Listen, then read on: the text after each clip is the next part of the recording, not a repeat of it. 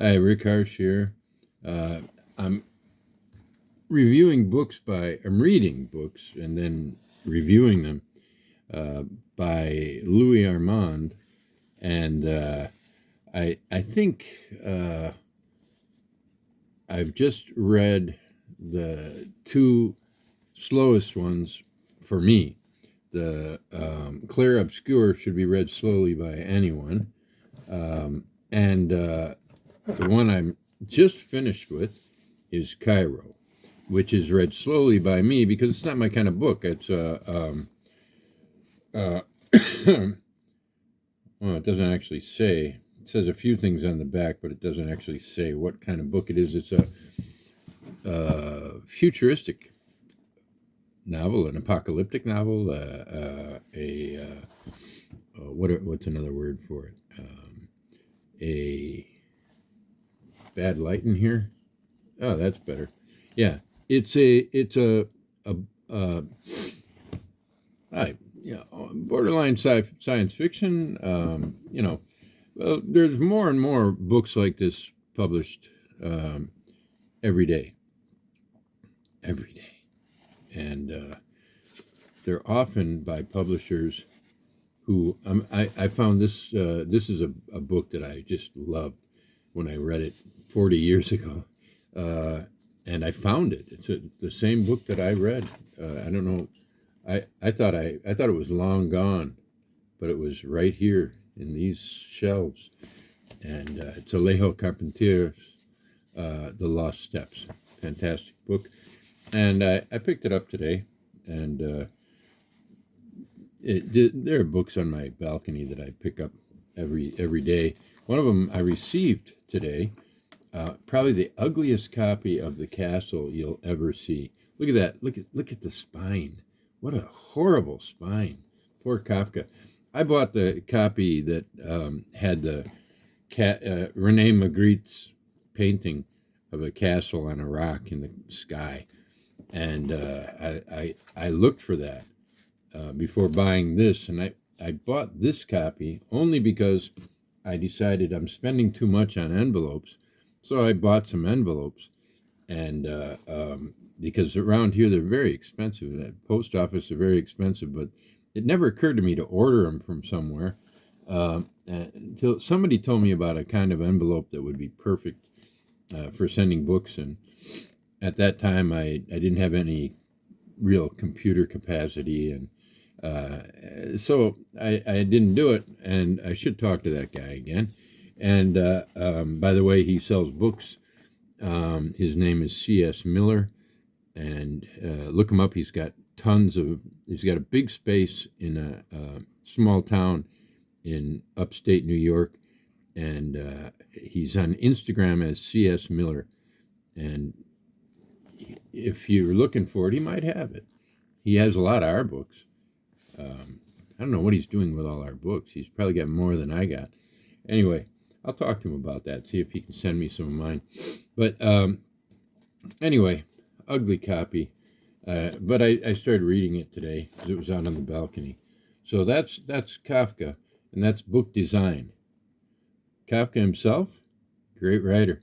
I remembered that it was, I got about, I don't know, a couple dozen pages in, maybe more. I don't know. I think I sat down to read it once.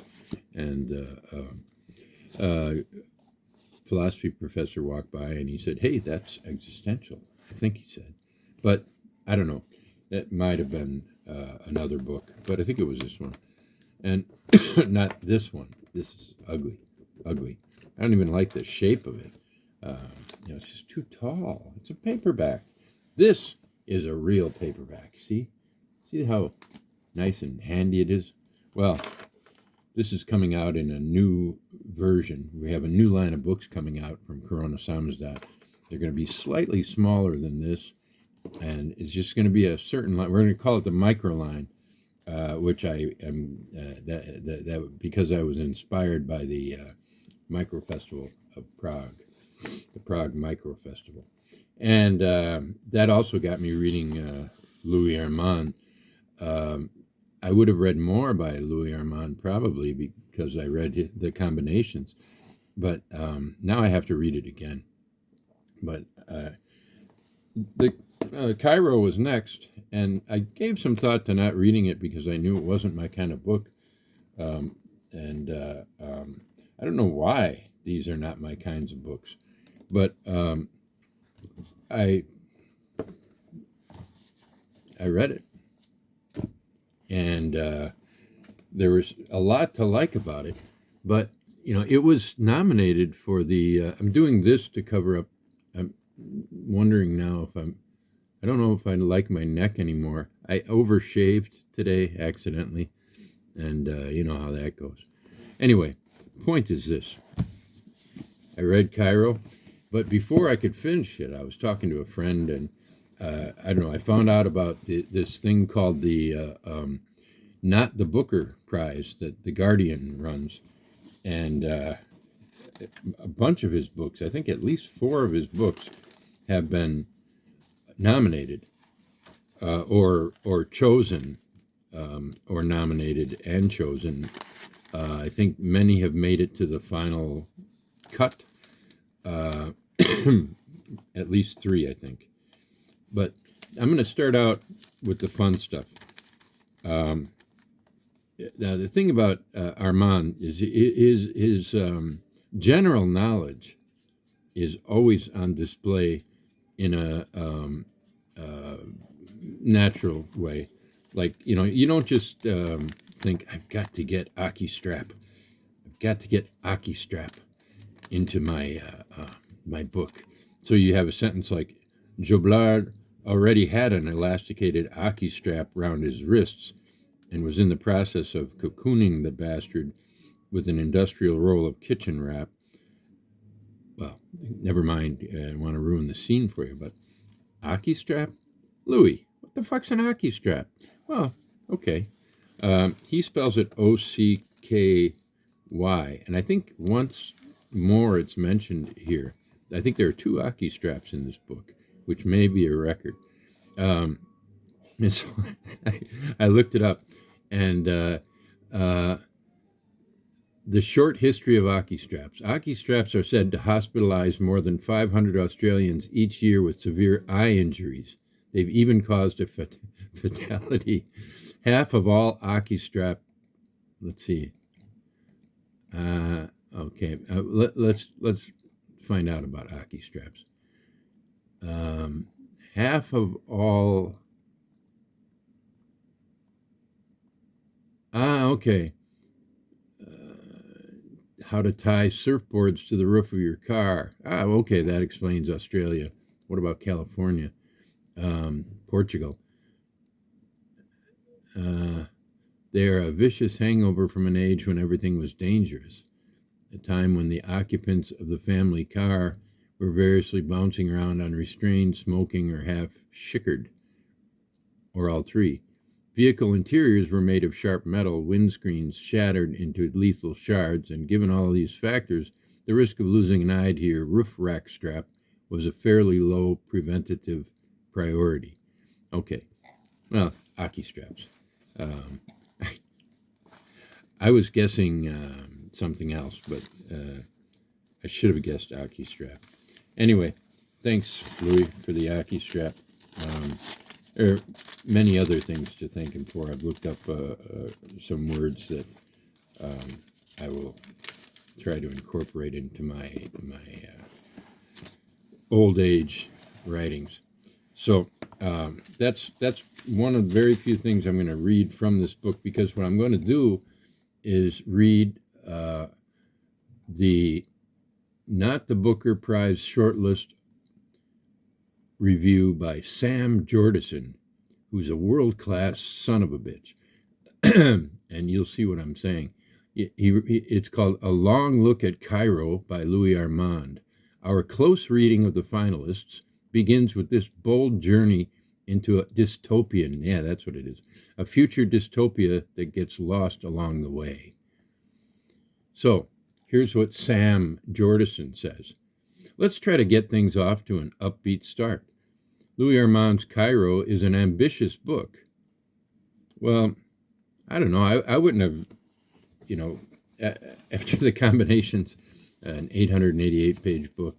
I, this is not quite so ambitious, But I also wonder whenever people say that's an ambitious book, they often mean that's a long book. You'd find that with the combinations more than this. This is 360 some pages, 364 or so, and that's not that ambitious, but at least in terms of length. But here's what he says. It has multiple narratives set over dozens of locations where time is fluid, human biology and computer technology are intertwined, and everyone has weird names like Jablard, Chinois, and Johnny Fluoride.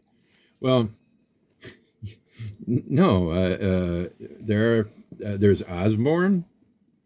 Now that's not a weird name. There's Nick Cone, not a weird name. See, there's the albino, not a weird name, although he has problems with that too. Anyway, the reason I wanted to say something about this is I read something that I more or less agree with, and I think it's reasonable. Here's J.B. Priestley introducing The Lost Steps by Alejo Carpentier. He says, "For my part, I have never understood why men who have no enthusiasm for books, no deep interest in authors, should set up as publishers at all. If what they really want is to run factories and make money, they'd be better off manufacturing motorcycles or sausages." Actually, one of the best compliments I ever got was James Allen McPherson was talking about one of my short stories, and he said, sometimes I feel like all we're doing here is stuffing sausages. And then he said, but this is a different kind of sausage. And then he said nice things about my story. That was, sausages. Yeah. So, but what Priestley says, I quite agree with. They would be better off manufacturing motorcycles or sausages. But the men responsible for this volume clearly care about books. Thank you, gentlemen. Isn't that nice? During 40-odd years of occasional reviewing and criticism, I have obeyed 3 self-made rules. I have ignored bad books instead of abusing them, which is a waste of time and energy. I have always been generous with mild praise, believing as I do that writers worth reading at all deserve some encouragement. Finally, I have always been very cautious indeed about using terms like masterpiece and genius. Don't want to, you understand what he's saying. I don't have to explain it. And that makes me wonder about Sam Jordison. He's got a grudge against Louis Armand. It comes out, I looked up other reviews by Jordison, and in one book that he's praising, he praises it by comparing it to Cairo with its multiple narratives. And the multiple narratives is not that uncommon, and I don't think it makes for ambition. It's ambition. We'll come to courage later, but it's one of those words like courage that really shouldn't apply to writers. When Louis Armand sits down to write a book, he's got in mind certain whatever that he wants to write. And, if anybody knows how far he strayed from what he wanted to achieve, it would be Louis Armand. And I don't think any of us are qualified to attack the book. He's not, he doesn't fall into that category of writers who you don't review because he's so bad. And this book doesn't fall into that category either. I read it, and I read it all the way through, even though I was really generally not interested because it wasn't my kind of book. I was interested in the kind of writing he was doing because it was different from his other writing. He uses a lot of short sentences and so on. But, I've read such good prose by him, My interest was in seeing what he was up to. And I think I get a pretty good idea. Anyway, he's just gotten done lying, basically, about the names in the book. You know, the one guy's name is Brun something. Just a Germanic name, I think. One guy's name is De Laurentiis.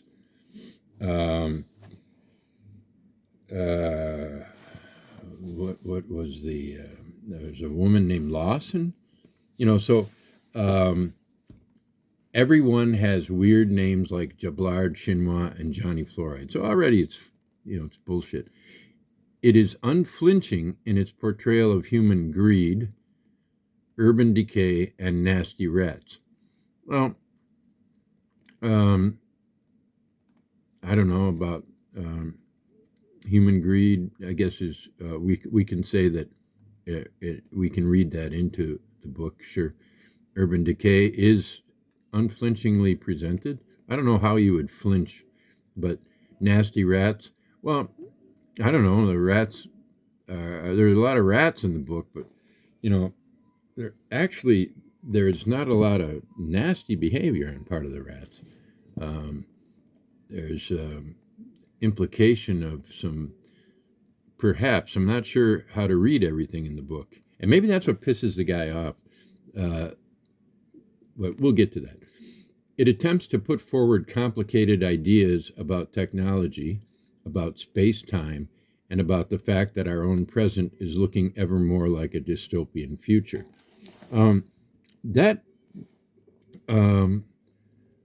The attempt, I think he's more or less describing one thing one theme, I think. The theme, it's not an attempt to put forward the complicated idea that our own present is looking ever more like a dystopian future. It shifts ground often, and in ways that, if you're easily frustrated, might frustrate you. But for me, it's just let's see what the author's doing and what the author is prepared to tell me. Very few books that are not worth reading in that way. So what I find is that that's actually a nice reading of one of his themes, because you don't know what time it is, what year it is. There is some time shifting in the book, and like much of what happens in the book, and much of why things happen in the book, it's kept vague. And I believe that that's one reason that the book, as I read, improved as it went on. I began to understand more and accept more and understand what he was doing. It's amazing how many times in the book someone doesn't know what the fuck is going on. And I think that is another theme. I almost looked up a Marlowe novel by Raymond Chandler to see how he described, the number of times Marlowe gets knocked out. You could give up on Chandler because of that. Nobody gets knocked out that often and survives. Then I looked at my own life and I thought, how many concussions have I had? I've been knocked cold several times. Only once by a car. Once by I'm not sure if it was a fist or a wall, because a guy I was blind drunk, and a guy flung me into a bookcase. Part of my ear came off, and actually didn't come off. It just separated from my. I think it was this one, as a matter of fact. It's hard to tell now. Yeah, the stitches are here. It had to be stitched back to my face, and cops didn't think much of it. They found me bloody on the ground, and well, anyway, that's another story. We'll talk about that.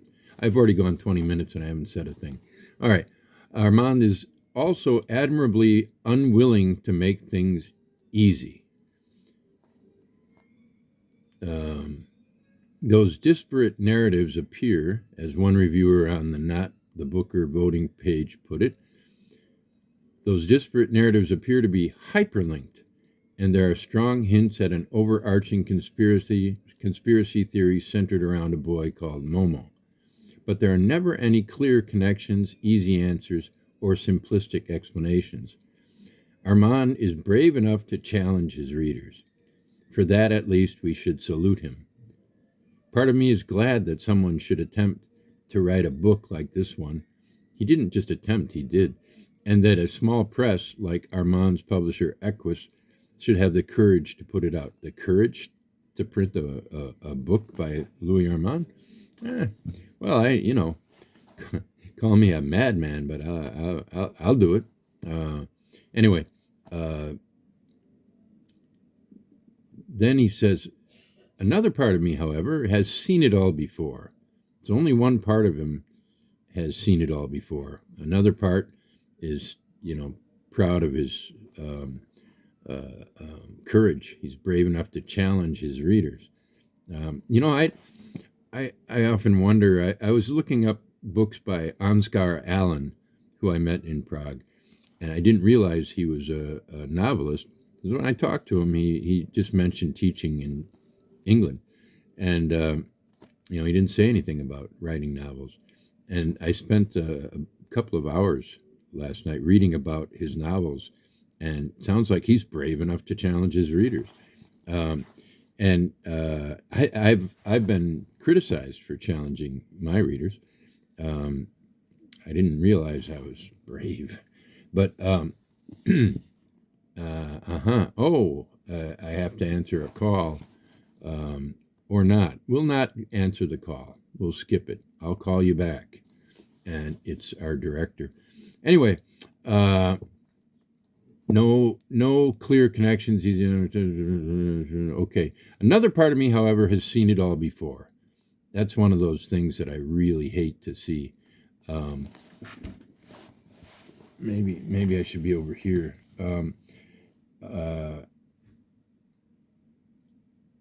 Okay, disappeared.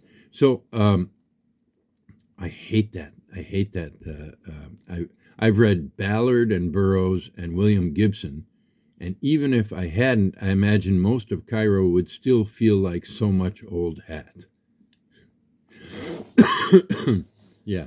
One of the reviews recommending Armand for the Not the Booker suggested that the book is a riotous exploitation sci-fi noir whose action shifts from London to New York to the Australian outback, Prague, and a post-apocalyptic Cairo.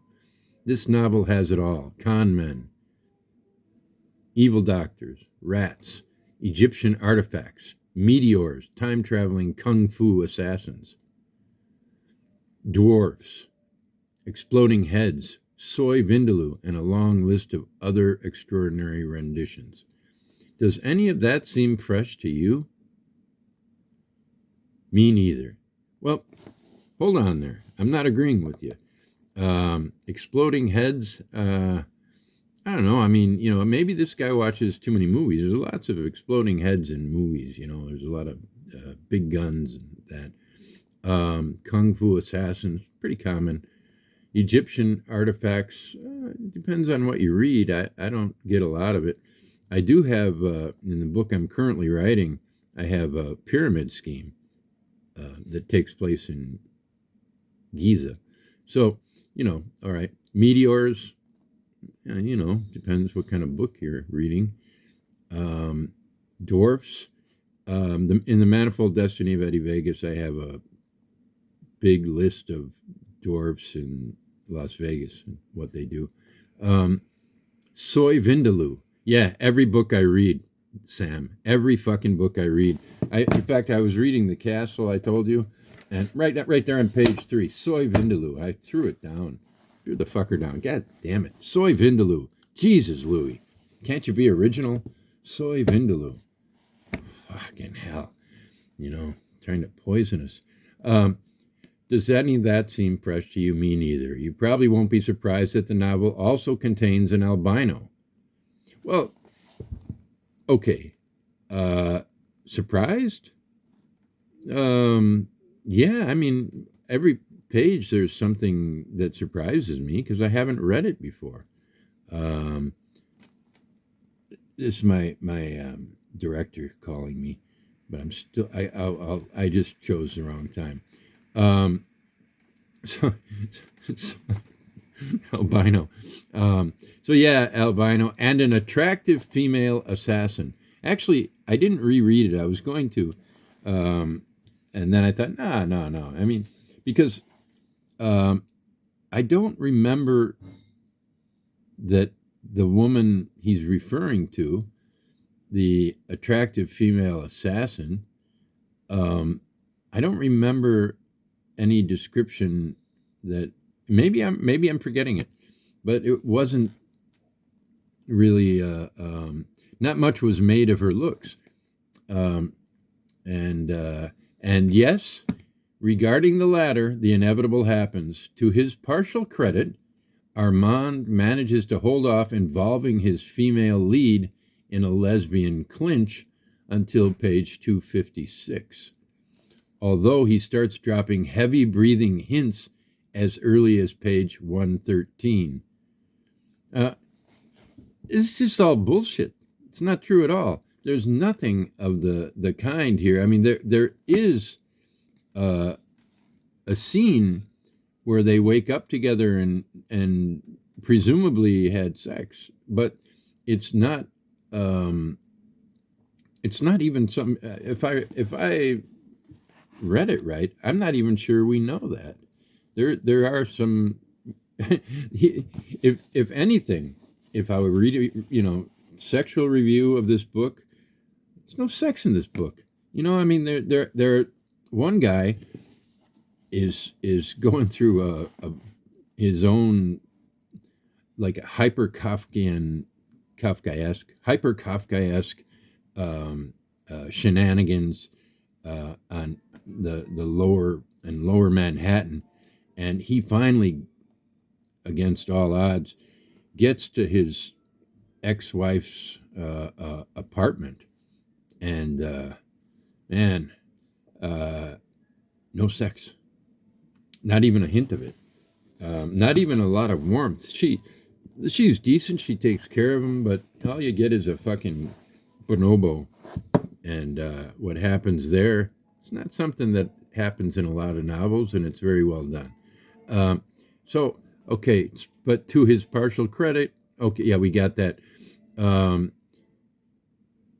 Heavy breathing hints. There is no heavy breathing hints in this book. He's mischaracterizing the book entirely. While I'm scrabbling for positives here, I could also note that at least the author doesn't indulge himself with too many salacious details about his sapphic moment. There was no detail. One of the two woke up and got up, and that was it.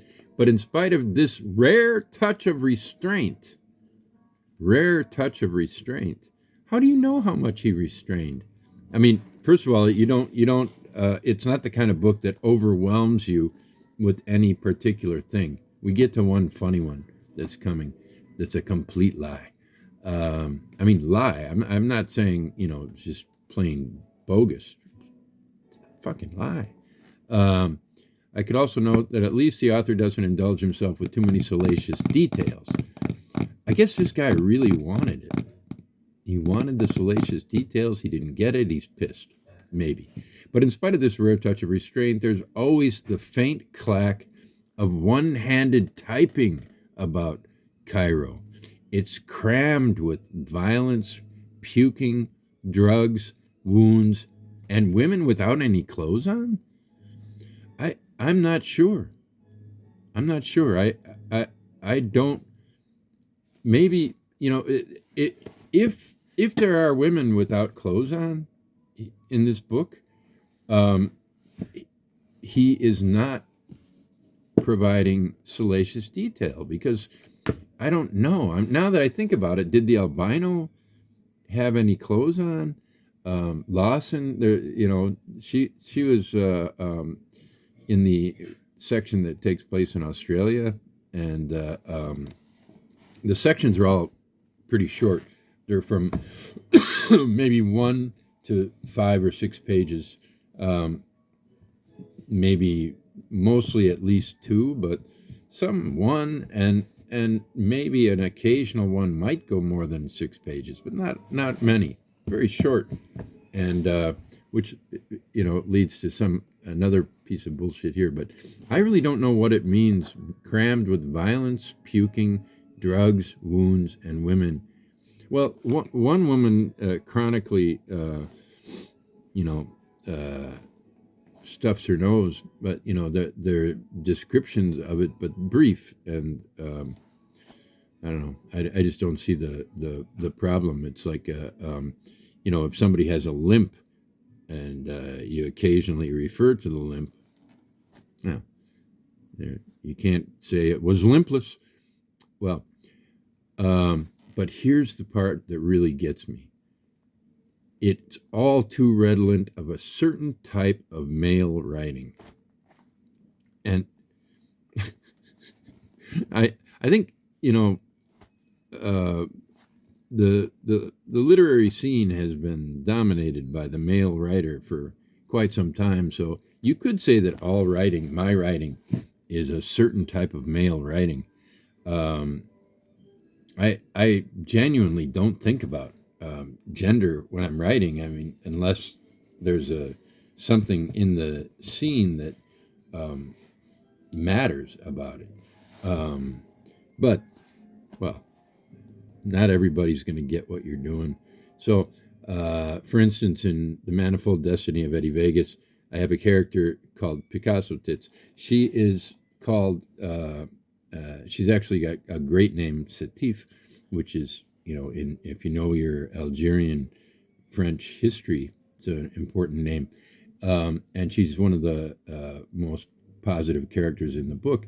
But the two guys that she spends time with, who are also okay guys, they call her Picasso Tits. That is my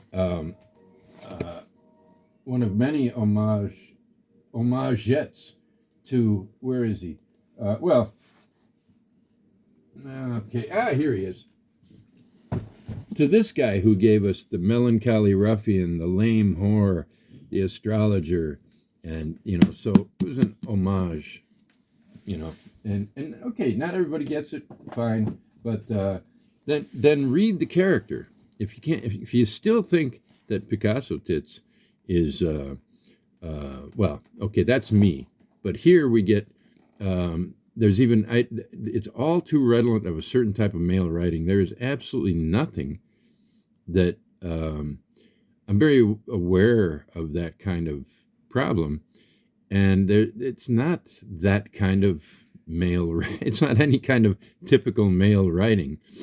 The only thing I would say that it is guilty of is of being a falling into a broad category that we now call dystopian.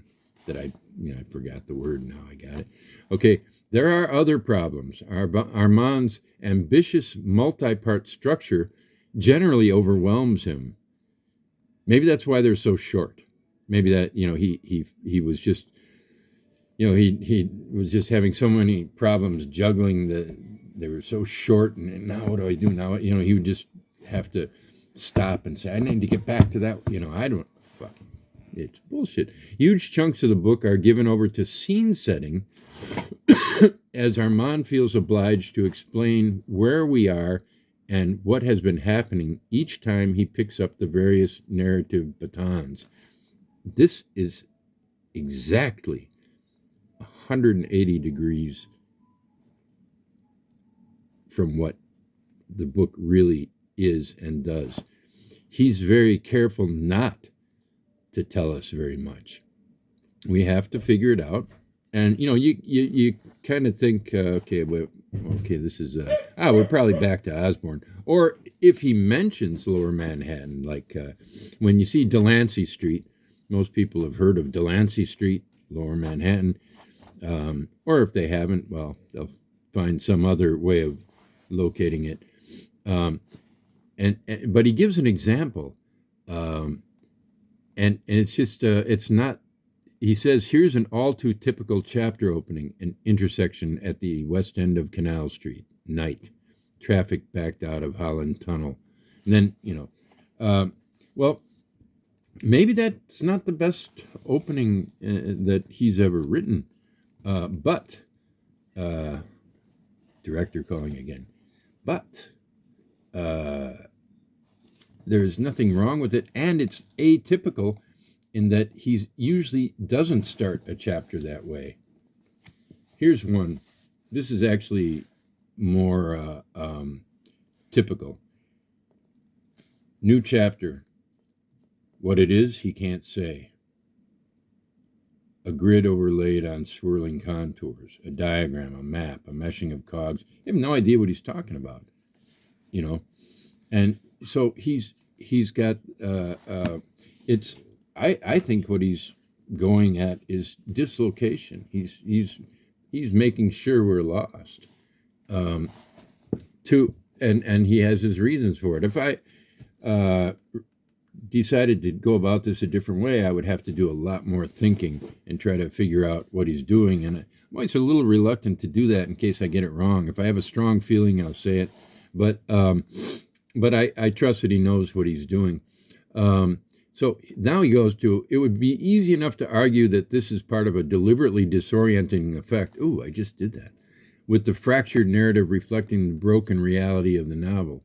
I don't know that that's what he's doing, but it's even easier to say that it is boring. Yeah, that's very easy to say. It's easy to say that's boring. Book's not boring. Well, maybe it is boring to you, not to me. But this guy's a dishonest motherfucker. So, pardon my language. Dishonest jackass? Can we call him that? I don't know. Maybe I said something too typical of the modern male. But yeah, it's just this guy is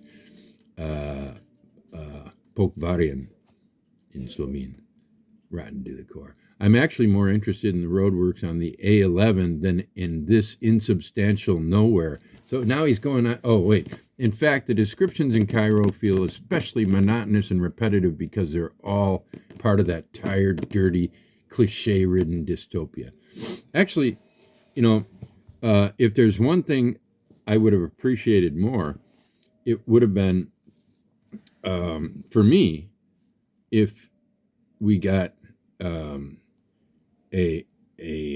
more contained dystopia with intense description, and I think if that's what he wanted to do, that's what he would have done. So he didn't write it for me, but there is no tired, dirty, cliche-ridden dystopia. I'm actually more interested in the roadworks on the A11 than in this insubstantial nowhere. There is an insubstantial element to it, in that nobody can grasp anything. There's one bizarre part where a little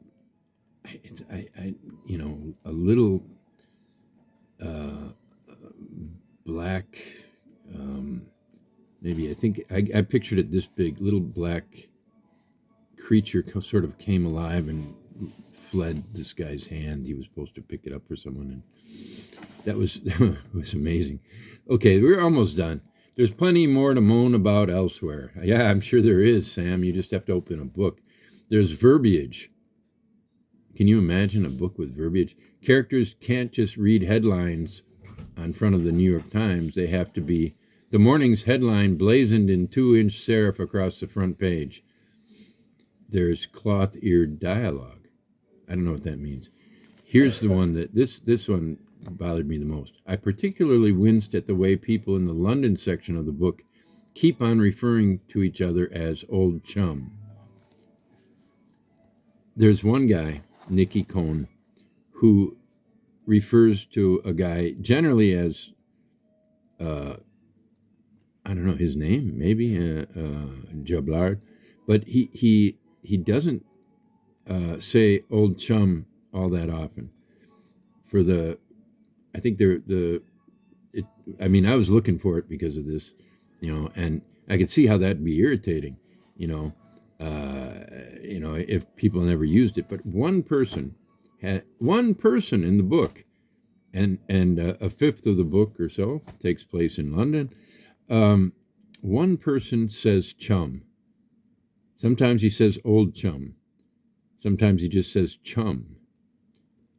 Probably every page that he's on, he doesn't say chum on every page, but one person, one character. And how does he say it?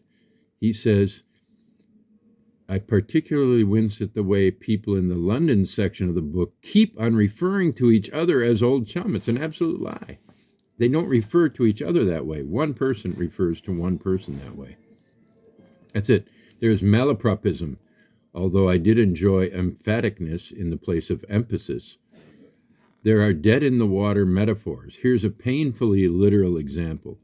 Millennium Plaza was a post-communist horror jutting up from the expanse of water that was now northern Prague, like a floating glass ziggurat. Is it not, in fact, actually a floating glass ziggurat?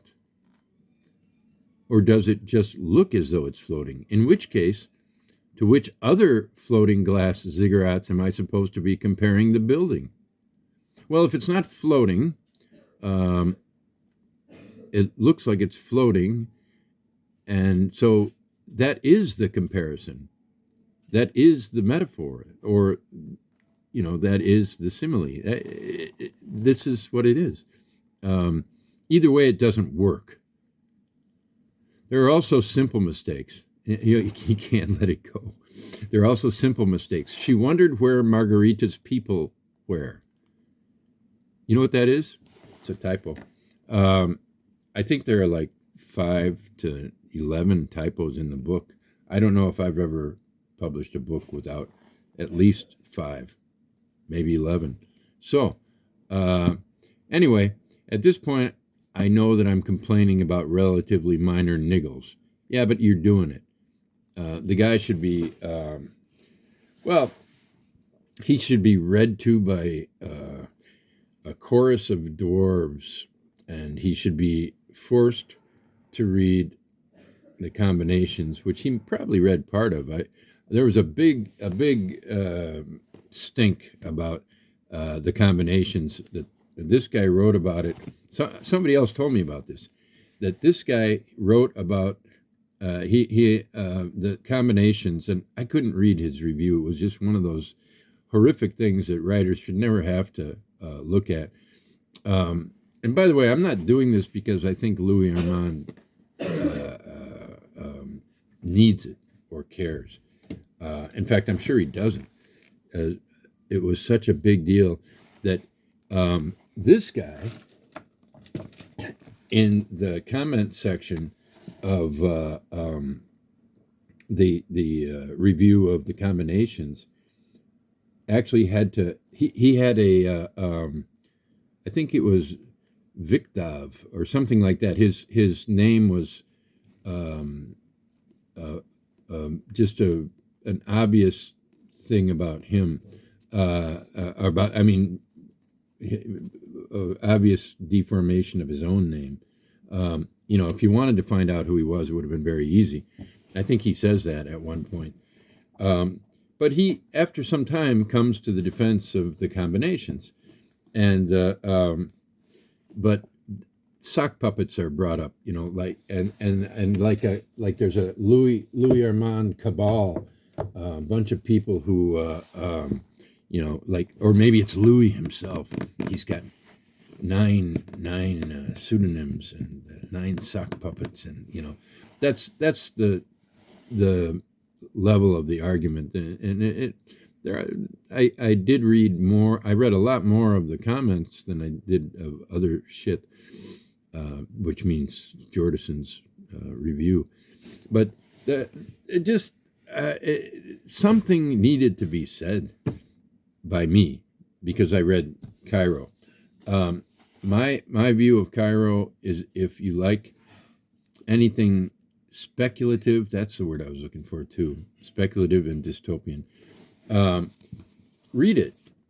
There's a mature writer who's given thought to what the world is and what it's going to be, and it will provoke a lot of thoughts. And I was very impressed at what happened within me as I read it, because I didn't really want to read it because it's not my kind of book. It says frightening, hilarious, insane. Well, I don't know. The hilarious, there were a couple scenes I thought were kind of funny, but I was looking for the hilarity to come earlier. I thought it was going to be, well, more riotous, I guess. Nothing frightens me when I read. And insane, well, in the sense that it reflects the world that we're in to too great, the fact that, the most fluid, it's fluid anyway, the fluid is, running down this guy's leg. Never mind. I guess I'll stop here. This is not my record. The next book I'm going to read is probably Breakfast at Midnight, and I'm going to be very careful in the review to be specific, make specific points, and be under 10 minutes, I promise. If anybody's come this far, well, it's a shitty world out there, and it's tough for writers, and it used to be that people like Sam Jordison mattered. They don't anymore. So says my editor at Zero Gram Press. He said, no, but reviews don't sell books anymore. Well, they do, though, on the internet level. The Guardian guy, I don't know. He's written some books, and one of them was a book of lists. Jesus, talk about ambitious.